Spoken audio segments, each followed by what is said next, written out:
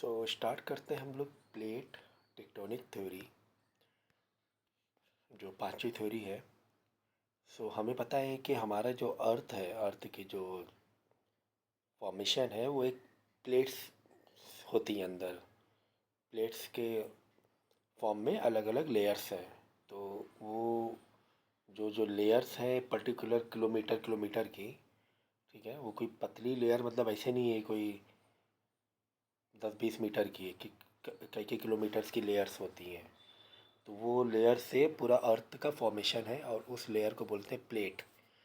सो वो जो प्लेट होती है थोड़ा मोशन भी करती रहती है, it's moves inside the earth. So the whole mechanism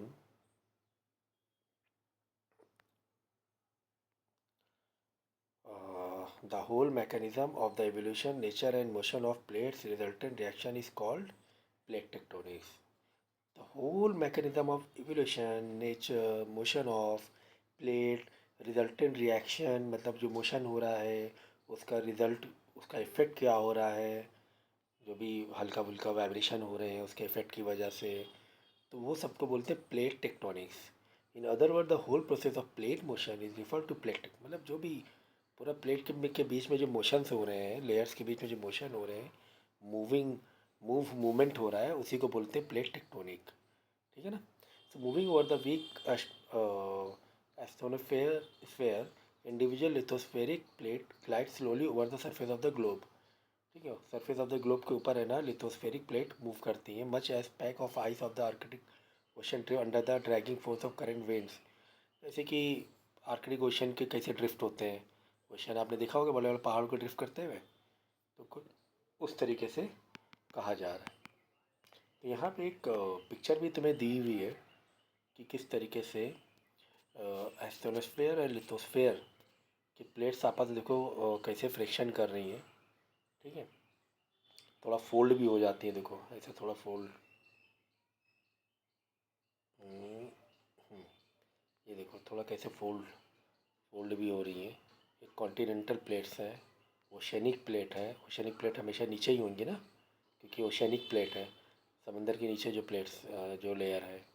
फिर ये कॉन्टिनेंटल ऊपर की जो लेयर है, तो कुछ इस तरीके से आपस में ये देखो एक दूसरे ऊपर ओवरलैप्ड है, फिर ओवरलैप होती है, फिर ये थोड़ा थोड़ा मूवमेंट ऐसे ऐसे होता रहता है।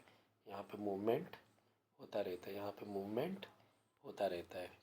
तो अगर मूवमेंट ज़्यादा हो जाता है, एनर्जी बहुत ज़्यादा स्टोर हो जाती है पोटेंशियल, तो एनर्जी रिलीज़ होती है, फिर वो अर्थक्वेक या सुनामी आता है। ठीक है, तो यहाँ पर आपको plate tectonic theory great scientific achievement, ये सबसे बड़ा अचीवमेंट था प्लेट टेक्टोनिक। मैंने कहा ना बहुत सारी थ्योरीज आई हैं, actually plate tectonic theories most trustful रही है। Is based on two major scientific concept. Example the concept of continental drift. Continental drift का मेन रीज़न यही था, टेक्टोनिक प्लेट का movement. Then concept of sea flow spreading, जो sea floor जो फैल रहा है उसका भी कॉन्सेप्ट इसी में छुपा हुआ है। So lithosphere is internally made of rigid plate. 6 major and 20 minor plates have been identified so far. अब तक के 6 मेजर प्लेट, बड़ी बड़ी 6 प्लेट और 20 माइनर प्लेट को अभी तक के आइडेंटिफाई किया गया है। तो वो जो 6 मेजर मेजर प्लेट हैं, यूरेशियन प्लेट है, इंडियन ऑस्ट्रेलियन प्लेट है। सोचो इंडियन ऑस्ट्रेलियन की तरफ एक प्लेट जा रही है, इंडियन से ऑस्ट्रेलिया। यूरेशियन यूरोप एशिया की से रिलेटेड एक से ज्वाइन एक प्लेट है। अमेरिकन प्लेट तो अलग ही कॉन्टिनेंट है पूरा, तो अमेरिकन प्लेट अलग हो गई। पैसिफिक प्लेट, पैसिफिक ओशियन के नीचे जो प्लेट है। अफ्रीकन तो पूरा पूरा कॉन्टिनेंट अलग है, तो अफ्रीकन की एक प्लेट हो गई। फिर अंटार्कटिका प्लेट और यूरेशियन, क्योंकि यूरोप और एशिया जुड़ा हुआ है ना, एक मतलब बाई अर्थ जुड़ा हुआ है, बाई बाई बाई अर्थ मैं कह रहा हूँ, सॉरी, बाई लैंड ये जुड़ा हुआ है, इसलिए यूरेशियन दिया हुआ है इसका नाम, यूरोप और एशिया को मिलाकर। ठीक है ना। अब फिर इंडियन और ऑस्ट्रेलियन क्यों, तो वो समुद्र के नीचे से फिर एक प्लेट इस तरीके से ऑस्ट्रेलिया और इंडिया को ज्वाइन कर रही है।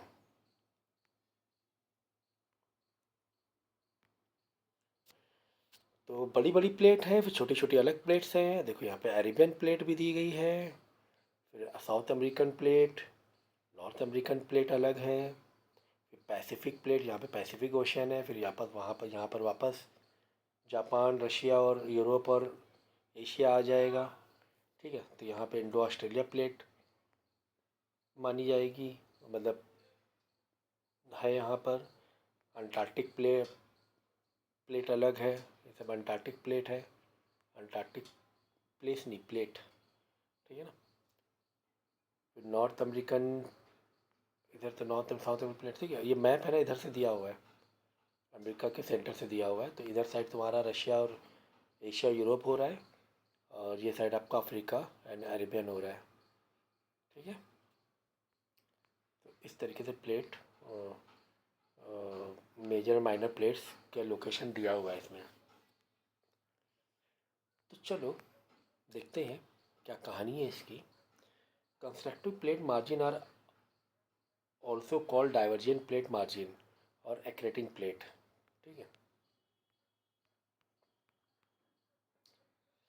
तो पहले यहाँ पे थोड़ा सा पढ़ लें ये। मैकेंजी एंड पाकर ने डिस्कस किया डिटेल को mechanism plate motion on basis of Euler geometric theorem in 1967. They postulated a paving stone hypothesis wherein the oceanic crust was considered to be newly formed at mid-oceanic ridges and destroyed at the trenches. Isaac and Sykes confirmed the paving stone hypothesis in 1967. W. J. Morgan and Leigh Pichon elaborated the various aspects of plate tectonics. तो कई scientist, कई researcher ने इस plate tectonics को माना है, उसके बाद थ्योरीज को अप्रूव किया है और खुद की भी थ्योरीज दी है, सिर्फ एक साइंटिस्ट ने नहीं।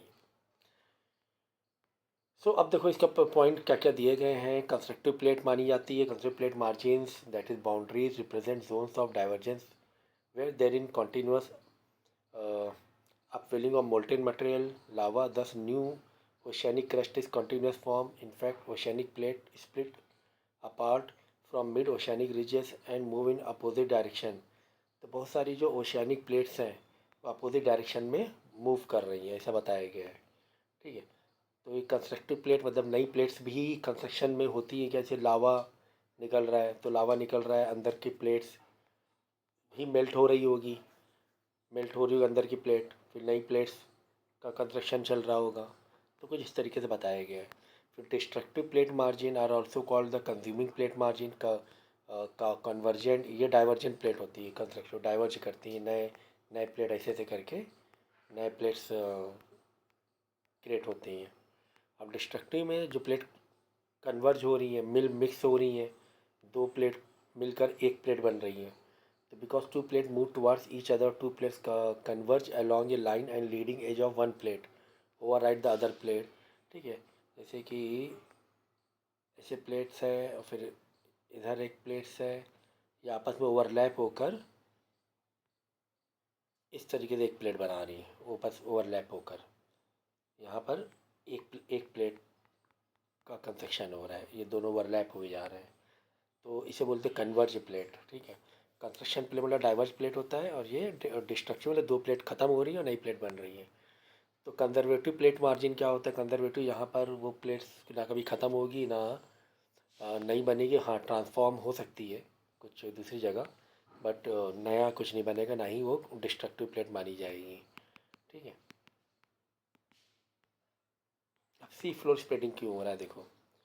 The concept of sea floor spreading was first propounded by the professor Harry Hayes in 1960.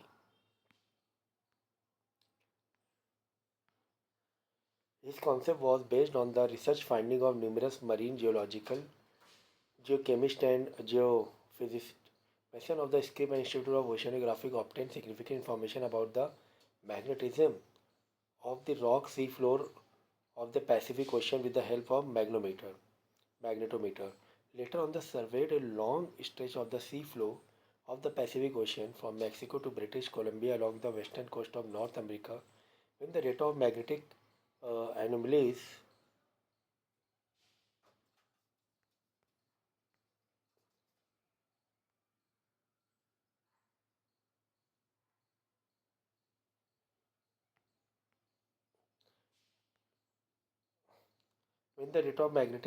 obtained during the aforesaid survey were displayed on chart. There emerged well-defined pattern strips. Based on this information, Harry has propounded that the mid-oceanic ridges were situated on the rising thermal convection current coming up from the mantle and the oceanic crust moves the opposite direction. ठीक है, तो चलो मैं direct explain कर देता हूँ कि mental से कुछ एनर्जी आ रही है. मैंटल मीन्स अर्थ का सेंट्रल पार्ट, ठीक है ना. कुछ एनर्जी निकल रही है इस तरह समझो, या कुछ एनर्जी रिलीज हो रही है किसी फॉर्म में. तो वो जो सी फ्लोर को इस तरीके से एनर्जी निकल रही है तो सी फ्लोर में प्रेशर देगी. सी का जो फ्लोर है मतलब लैंड बिलो द सी है, वो जब प्रेशर देगी तो लैंड क्या होगी, थोड़ी सी फैलेगी थोड़ी सी फैलेगी. तो कुछ इस तरीके से बताया गया है, ठीक है ना. तो नए नए अब वो नई जब फैलेगी तो ओवरलैप होगी बाजू वाली जो आजू बाजू जो सराउंडिंग उसकी प्लेट्स हैं ओवरलैप होंगी और नई प्लेट्स का क्रिएशन होगा. तो कंटिन्यू होता रहता है वो चीज़, कंटिन्यूस प्रोसेस है ये.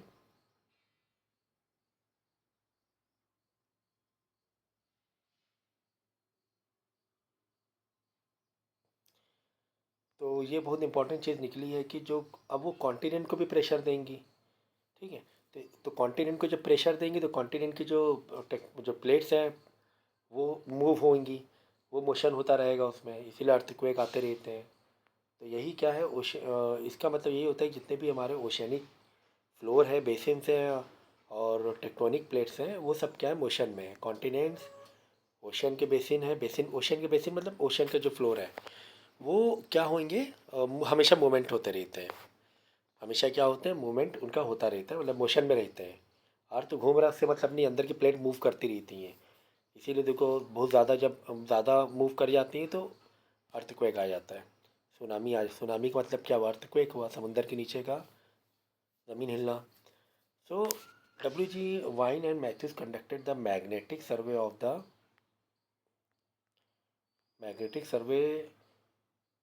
किया central part of the Carlsberg ridge in Indian Ocean 1963 and computed the magnetic profile on the basis of general magnetism.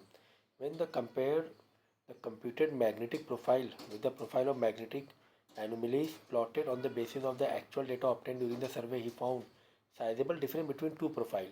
तो जब अलग अलग टाइम पे उन्होंने डेटा लिया, जब कंपेयर किया तो मैग्नेटिक फील्ड में फ़र्क नज़र आया, क्योंकि हमें पता है कि अर्थ के नीचे भी क्या है, मैग्नेट है ना. मैग्नेटिक रेंज है सही. तो कुछ फ़र्क उसको नज़र आया दो अलग अलग टाइम पे जब उसने ये देखा मैग्नेटिक एनोमलीज. तो मतलब वो जो मेज़र किया तो इससे पता चला कि ये मैग्नेटिक सिग्नल क्यों चेंज हो रहे हैं. तो मैग्नेटिक सिग्नल चेंज क्यों हो रहे हैं, क्योंकि अंदर कुछ मोशन चल रहा है अर्थ में, सरफेस में अर्थ के प्लेट्स या समुंदर के नीचे जो बेसिन है, जो फ्लोर है, उस पर कुछ मोशन चल रहा है. इसीलिए इस वजह से क्या हो रहा है, ये देखो यहाँ पे जो इसके बैंड्स हैं ना मैग्नेटिक के, वो सेपरेट हो रहे हैं, चेंज हो रहे हैं हर 20 किलोमीटर विथ पे. तो ये चेंजेस है ना, उसकी वजह क्या है, movement. So Vine and Matthews have opined on the basis of the evidences of temporal reversal of geometric file that concept of sea floor spreading as propounded by Dees and Hess, that when the molten hot lava come up with the rising thermal convection current along the mid-oceanic ridge and get cooled and solidified, these lavas are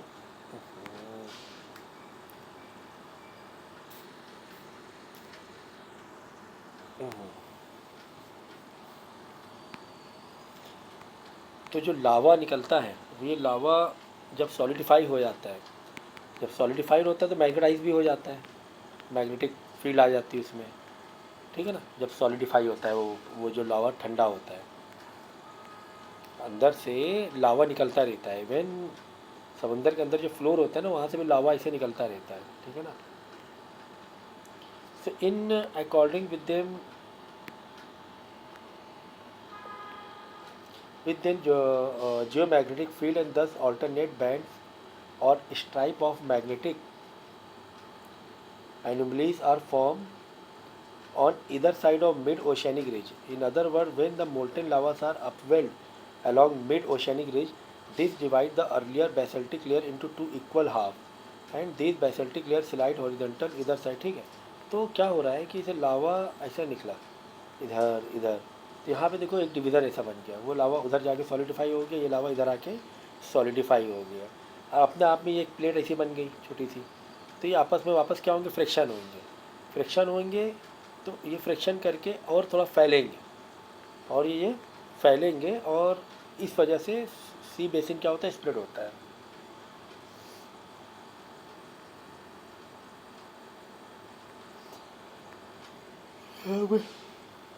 यही सब दिया हुआ है देखो picture में। फिर mountain भी क्या होते हैं, धीरे धीरे फिर हाई होते हैं।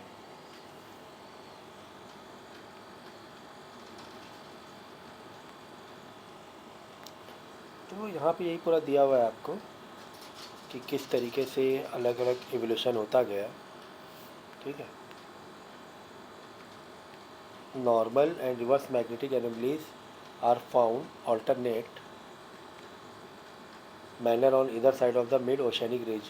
There is a complete parallelism in the magnetic anomalies on either side of the mid-oceanic ridge.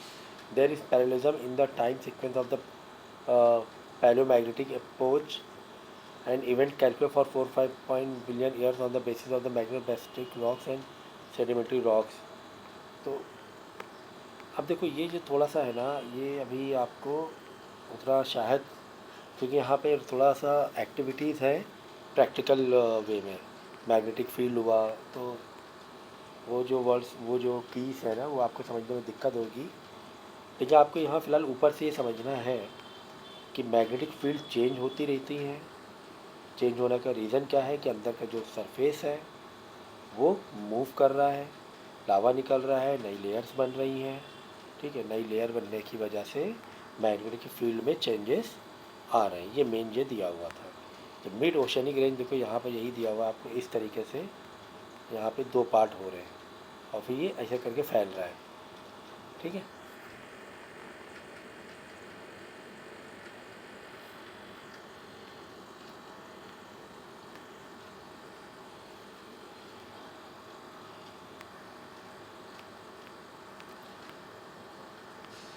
तो पहले तो आप इतना करो, क्योंकि इस पार्ट को मैं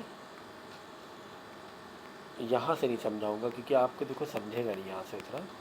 अब मुझे भी उतना कंफर्ट नहीं है, क्योंकि जो मुझे जिस तरह मुझे ये पार्ट समझाना है, क्योंकि ये टॉपिक इम्पॉर्टेंट है और प्रूवन टॉपिक है अभी तक का, तो मैं ना दूसरे वो नोट्स निकाल के थोड़ा पिक्चराइज तरीके से समझाऊंगा एक एनिमेशन के थ्रू, तो आपको ज़्यादा समझ में आएगा। फ़िलहाल ये नोट्स पढ़ लेना। थ्योरी नंबर जो दिया था 5.5, फिर 5.6 बाद में करेंगे, और 5.5 का मैं लेक्चर अलग से भी बनाऊंगा। थोड़ा सा वीडियो दिखाकर आपको दिखाऊंगा मैं कि किस तरीके से प्लेट्स है ना मूव होती हैं, और लावा से किस तरह से एक लेयर्स बन रही है और वो डाइवर्ज हो रहा है, और जिसकी वजह से ओशन का जो फ्लोर है वो स्प्रेड हो रहा है। अब माउंटेन कैसे फॉर्म हो रहे हैं ये भी मैं आपको वीडियो थोड़ा एनिमेशन दिखा के ही बताऊंगा, तो आपको समझ में आएगा। ऐसे समझ में नहीं आएगा ये, ठीक है ना। इतना कर लो पहले जितना पढ़ाया है।